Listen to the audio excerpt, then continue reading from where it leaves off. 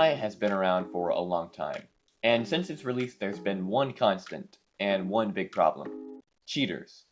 And over the years they've gotten worse and worse. Now there are three types of cheaters in Fortnite. Hardware hackers, people who take advantage of their hardware and make their hacking seem like normal gameplay. Third-party software users such as aimbot, soft aim, and piece control hacks. The third-party softwares these cheaters use amplify in-game skills to levels that are extremely irregular. And rage hackers. These hackers use extremely illegal cheats that make every aspect of the game extremely easy for them: aim, movement, and mechanics. Even Peterbot couldn't beat these allegations. In this video, I'll break down all these three types of cheaters, but I do not condone cheating. I am not going to be cheating in this video. This is not a tutorial on how to cheat. All this is I'm showing you these cheats and I'm talking about them, the history, and what it looks like. Starting with the hardware hacks. The most common version of hardware cheats is a macro. The most common use for a macro now is when you're landing on a chest and someone is also right next to you.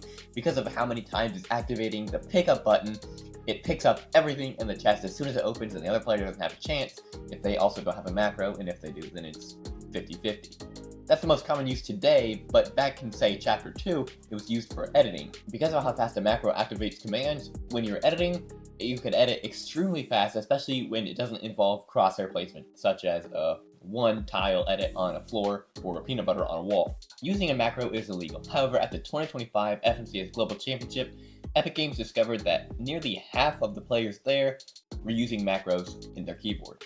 And still, to this day, lots and lots of pros are using macros, even though they are illegal. The only problem is Epic Games hasn't taken any steps to ban them or to ban macros and actually have a system that keeps people from using macros. Now, the next type of cheating: third-party software users, aka aimbotters, soft aim, and piece control hack users. Aimbot and soft aim, as well as piece control hacks, are the most common forms of third-party software hacks, aimbot and soft aim being much more popular among cheaters. Now, it's really only been since 2023 or 2024 that piece control hacks have been in Fortnite, but really since day one, aimbot and soft aim have been in because Fortnite wasn't the first game that was invented for. It's been in pretty much every game since video games have become popular. Now, what aimbot is when someone is not very good at the game and they download a third-party software that when they're looking at a person in-game with their crosshairs, doesn't matter where their crosshairs are, the bullets that they shoot will go straight at the person. And when using aimbot, the recoil of the guns that a player is using also is very limited, and there's almost no recoil while they're shooting.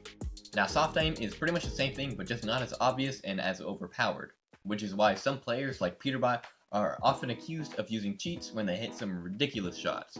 Aimbot and soft aim is sometimes hard to track when a person is just hitting these crazy shots, but it looks like they're good. However, piece control hacks are often very obvious when somebody's using them.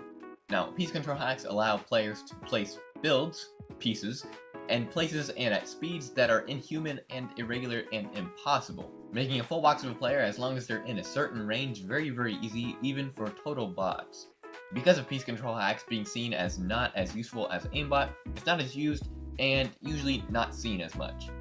And the final type of cheater. They don't appear much, but when they do, it's not hard to detect them.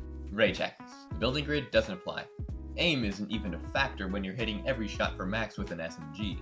And let's not even talk about movement or visibility or any of that.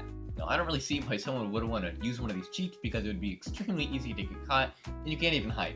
And you have zero chance of not getting banned from the game permanently. I really don't see many players using aimbot or piece control hacks these days, but you especially don't see players rage hacking. This is because of advances in Fortnite's anti-cheat system. However, you would think that at this point, it would be pretty hard to get onto the game if you have cheats on your computer. However, getting rid of cheaters from Fortnite permanently is harder than you might actually think. The big problem with getting rid of cheaters and not even allowing them into the game is that cheaters evolve quicker than the anti-cheat system. Whenever there's an update to Windows, Fortnite, or the anti-cheat system, players can just go back into the files and think of new ways to cheat. So old cheats won't work, but there are some smart people out there that can figure out how to cheat even with a really good anti-cheat system. And speaking of anti-cheat, there's actually a limitation to what Fortnite's anti-cheat, Easy Anti-Cheat, can actually do on your computer. So just like with any other game, it seems like there's always going to be cheaters in Fortnite. However, another way of getting rid of cheaters isn't just by using the anti-cheat system, it's by players reporting cheaters in-game. That's where there's another issue.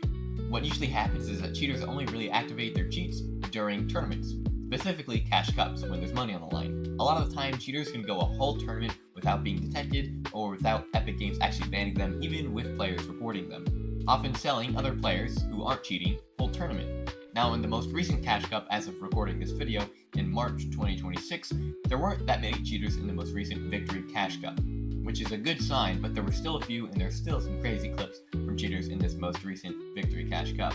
So now you know about the 3 types of Fortnite cheaters and a little bit about the Fortnite anti-cheat system. I want to remind you that I do not cheat, I have never cheated, and I never will cheat, and you should not cheat either. But now that I know that you're into competitive Fortnite, this video right here, that's all about how every FNCS Invitational and Global Championship LAN ended.